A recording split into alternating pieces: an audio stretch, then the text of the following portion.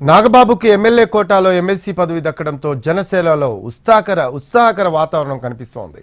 Deputy సీఎంగా పవన్ కళ్యాణ్, మంత్రి కాబోతున్న నాగబాబు ఇలా జనసేన ఖాతాలోకి గెలుపుతో పాటుగా పదవులు వస్తున్నాయి.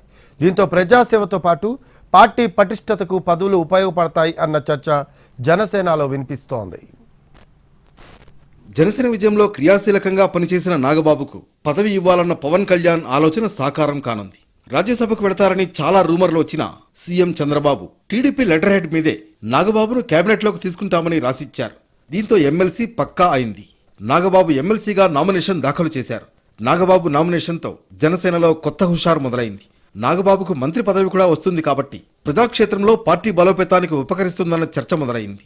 నాగబాబు మంత్రి అయిన తర్వాత మరింతగా ప్రజల్లోకి వెళతారని జనసేన కేడర్ ఆశిస్తోంది. దీంతో పాటు కాపు సామాజిక వర్గానికి కూటమిలో ప్రధాన పాత్ర కల్పించారన్న మాట కూడా నిజమైందని జనసేన నేతలు చెబుతున్నారు.